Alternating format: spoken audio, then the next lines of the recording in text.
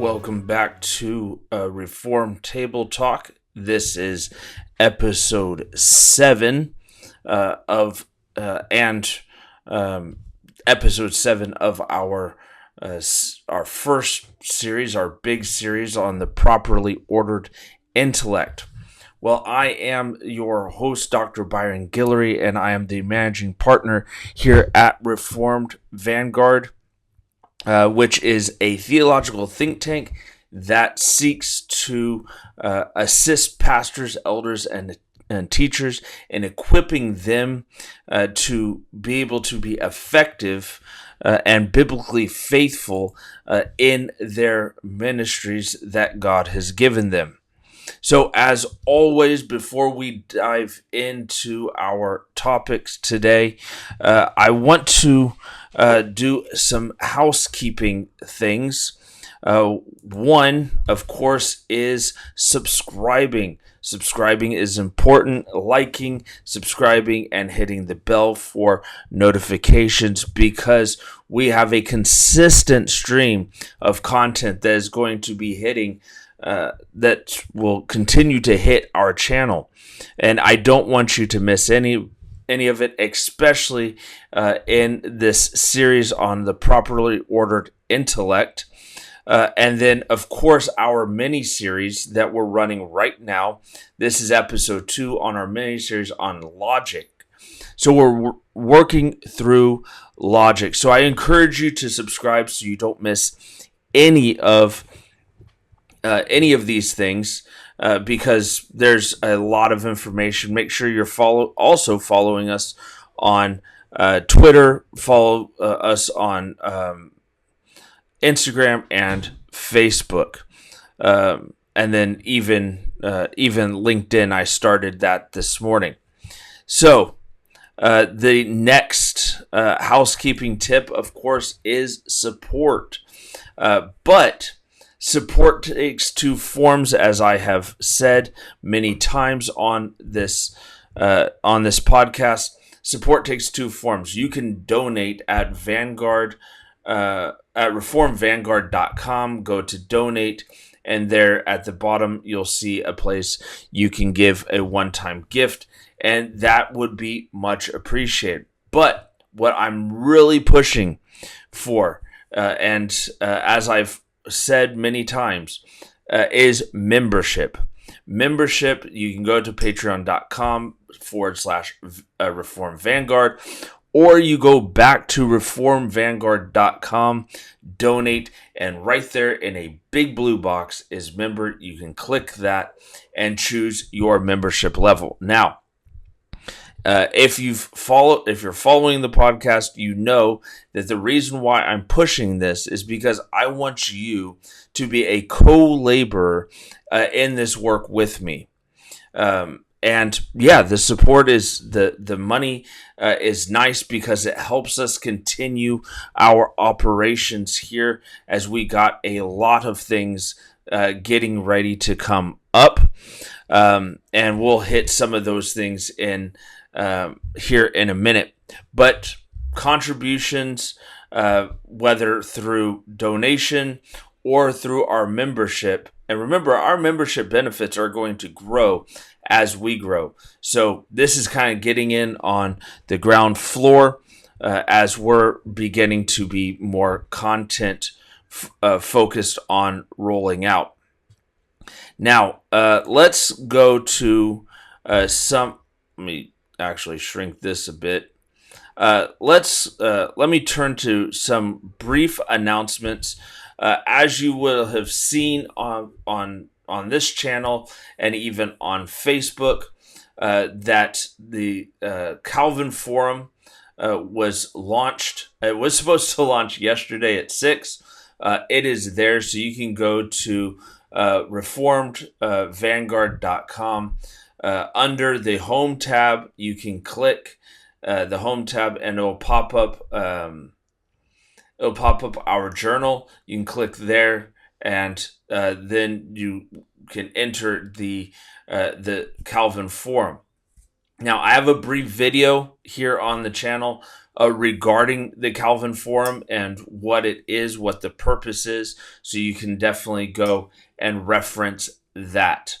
Uh, the the other thing I wanted to mention regarding our forum, regarding the Calvin Forum, is now we are going to be seeking contributors. So if you want to contribute to what we're doing, publishing in the Calvin Forum is a very good way of doing that. Now, your article, of course, will appear on the site that you see, and then then annually, and we're still trying to determine when we'll bring out the first publication, but annually, then we will publish it in an actual journal form, hard copy form that people can order.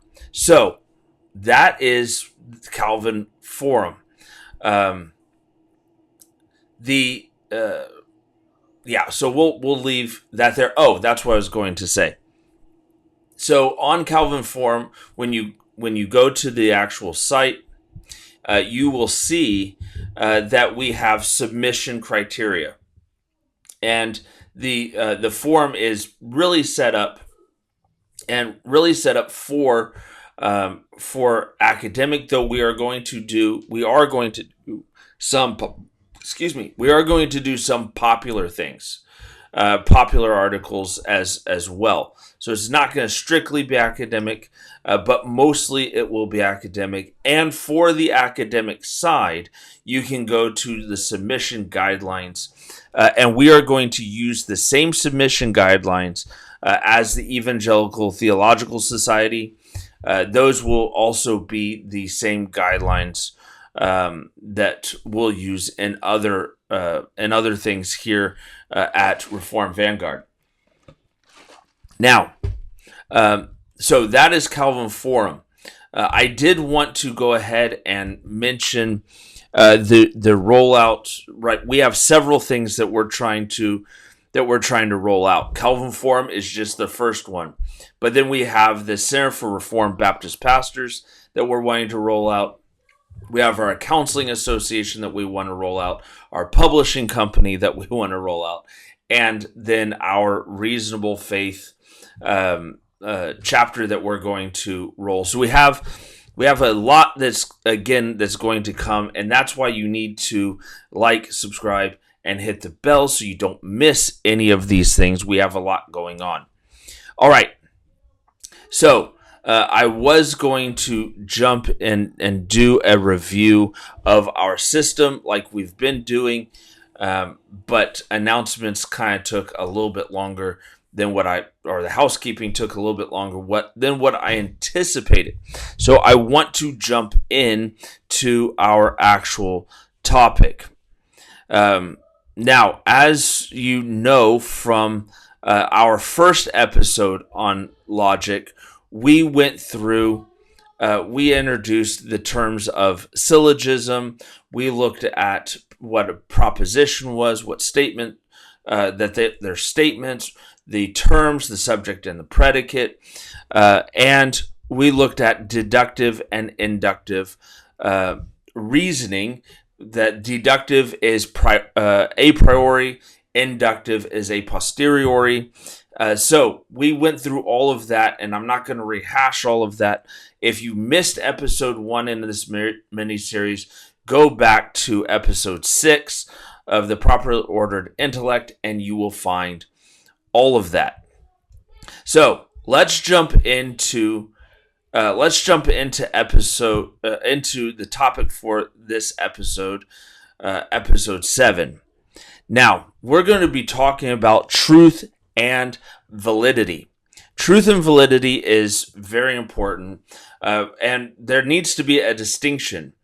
And the reason why I'm bringing this up is that just because your deductive argument has the right form, that is, it has two premises and it has a conclusion, does not necessarily mean that the conclusion that you draw is going to be true. Now, to fully understand this point, we need to really kind of define what we mean by in terms of logic, in terms of our syllogism, what it means for a syllogism to be true and what it means for it to be to have validity. So I want to start with validity. Validity is concerned primarily, really exclusively, with formal logic. So what I mean by that is that it deals with how well your syllogism or your argument is put together, or you can say its form. Again, the two premises and then the conclusion following from the two premises. When the conclusion necessarily follows from the two premises, you are looking at a good form. Okay? Now, when we speak of truth in logic, we're dealing with what we call material logic. That is, we are dealing with the content of the argument, and whether or not the premises and the conclusions correspond to reality or are true. So let me kind of clarify this just a little bit more. When we're looking at formal logic, right, we're not worried about the truth or the falsity of the premises. We're just saying, do your premises follow or do they lead to your conclusion? So in episode 1, we looked at this syllogism of circles, right? We had 3 circles and we labeled them A, B, and C. And we said premise 1, all A is inside B. Premise 2, all B is inside C. Therefore, all A is inside C. Right? Now, we weren't worried about the truthfulness in this argument, in the formulation of this argument. We weren't worried about the truthfulness. We were worried about the formal structure. That was formal logic using A, B, and C as symbols to show that our two premises, given our two premises, our conclusion necessarily follows. But when we're dealing in material logic, right, we have to make sure that our two premises are true. Because if they're not true, then it doesn't work, as it's materially going to be invalid. So that is what we mean by material logic. Formal logic can be, like I said, be represented by symbols that have no material meaning whatsoever, like our A, B, and C. But truth is found on meaningful propositions or meaningful statements. Now, I want to give you an example of this that will bring this point out very, very clearly. So here we're going to see. Well, let me just state the syllogism for you. So here is the first premise. The first premise is all Muslims are holy rollers. Now that just intuitively does not seem right, but all Muslims are holy rollers. Okay. Now premise 2 is all holy rollers are chain smokers. Okay, so you have premise 1 that all Muslims are holy rollers, and you have premise 2 that all holy rollers are chain smokers. So what is the conclusion that we can draw from that? Well, we can draw from that, therefore, all Muslims are chain smokers, right? And we're going to get into how you get that, but I think intuitively you can begin to piece it together. But if you don't know how it kind of fits right now, that's okay, because that's what this series is. We're going to show you how to make sure that your premises follow, or your premises lead to a proper conclusion. That's the whole point of this. So it's important here in this syllogism to see that the argument indeed is formally valid, right? That given your two premises, given that premise one, that Muslims are holy rollers, and that premise two, that holy rollers are chain smokers, given those two, it does necessarily follow that all Muslims are chain smokers, right? So the syllogism works. The argument is formally valid, right? Because the structure is proper. Now, however, when we look at our propositions, when we look at our statements, we see that our two premises are false.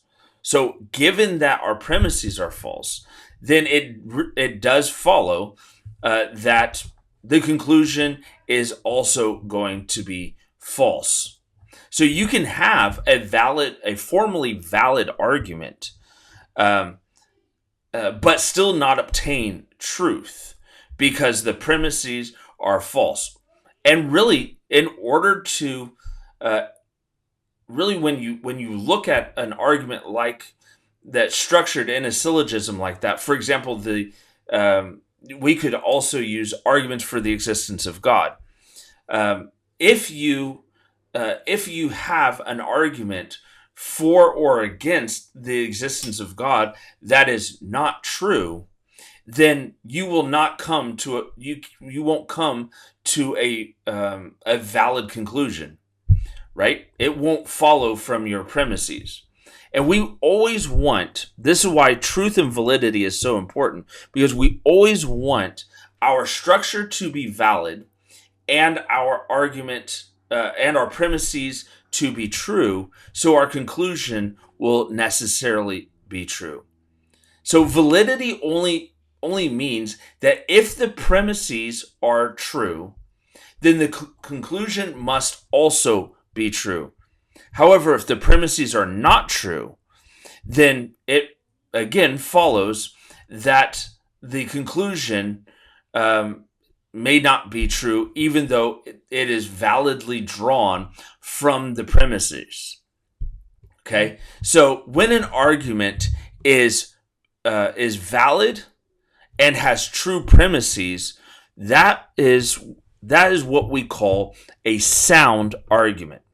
So if somebody says, he made that's a sound argument that so and so made, but you come to find out that one of his premises are false, or that his conclusion doesn't follow from the premises. Well, if a premise is false and it doesn't follow from the two, if the conclusion doesn't follow from the two premises, then you don't have a sound argument at all. All right.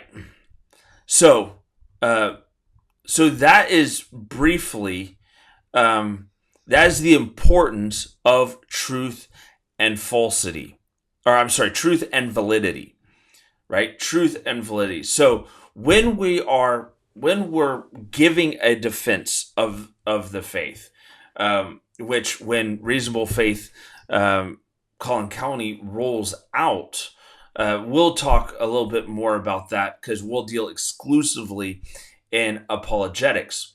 But when we're constructing arguments, when we're making arguments, whether it be in apologetics, whether it be in theology or politics, whatever it may be, we want to make sure that we do the proper work and have the proper understanding of how an argument is formed, and then making sure that we have justification to show the truth of our premises. So when we make our argument, we say, well, premise 1 and 2 are true, so the conclusion necessarily follows.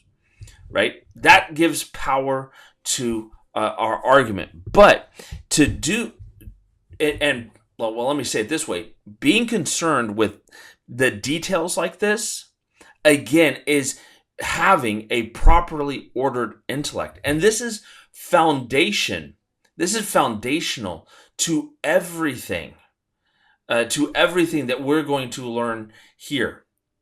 Everything that's in this Parthenon is built upon being able to think clearly. Okay? We have to be able to think clearly, and truth and validity sit at the heart of what that means. All right. So we've looked at truth and validity and the role that it plays in logic. Now, I want to introduce to you three types of propositions that we use in syllogisms. Now, I'm going to primarily focus on one, but I want you to be familiar with all three, because we are going to touch all three. But I want you to be familiar with them at the outset.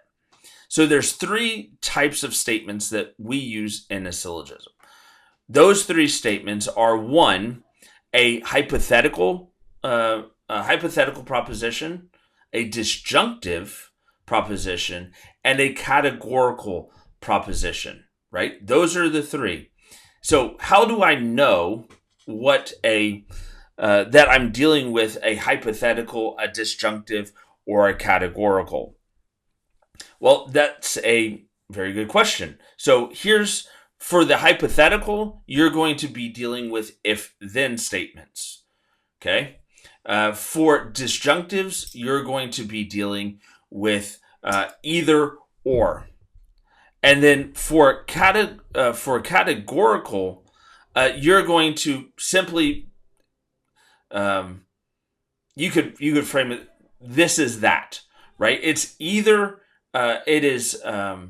it affirms or denies. A categorical statement affirms or denies something. Okay, so that's how you can tell. If it's affirming and denying, you have a categorical. If you see if and then what do you have? Well, you have a hypothetical. If you see it either or, you have a disjunctive, right? So these are the three types of propositions, the three types of statements that make up different types of arguments. So you can have a categorical argument, or a categorical syllogism, a hypothetical syllogism, or a disjunctive syllogism. So I want to, but like I said, I want to focus primarily, I want to focus on the categorical. There's actually quite a bit that we're going to be talking about in reference to a categorical proposition or categorical statement. So, categorical propositions have four parts to them. Okay, and so I want to list what the parts are, and then I want to go over what those parts do. Now, let me go through. So the first part of a categorical proposition, the first part is the subject term. Now remember, we said when we talked about that propositions are statements, that those have two parts. They have a subject and a predicate. Well, it's the same thing with a categorical proposition, but we call it a subject term. Okay? Then we have a predicate term. Okay? Then there is the cupola, or the cupola, however you want to say it, and then the quantifier. All right, so those are the four. You have the subject term, the predicate term, the cupola, and the quantifier. Now, what do each of these do? Well, this is really just basic grammar, but let's review. The subject term is the thing or thought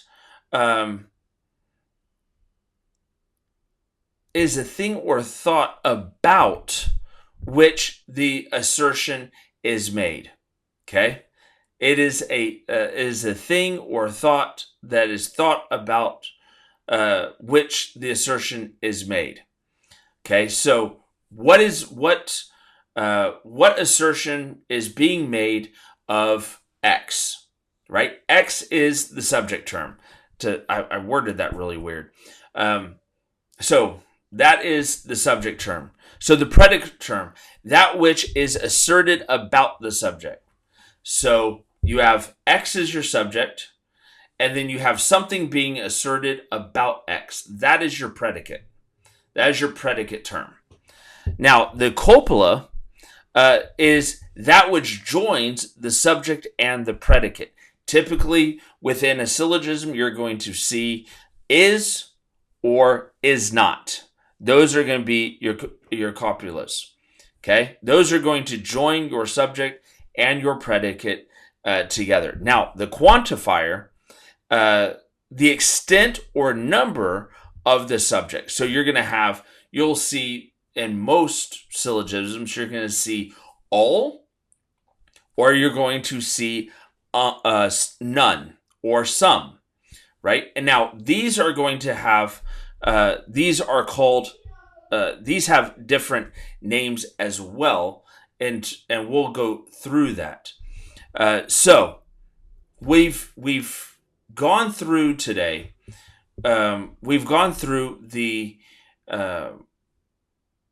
truth and validity, and we've seen the importance, and we know the difference between truth and validity. And now we've gone through the types of propositions that you run across: hypothetical, disjunctive, and categorical. We've looked at categorical proposition having 4 parts. That is your subject term, your predicate term, your copula, and your quantifier.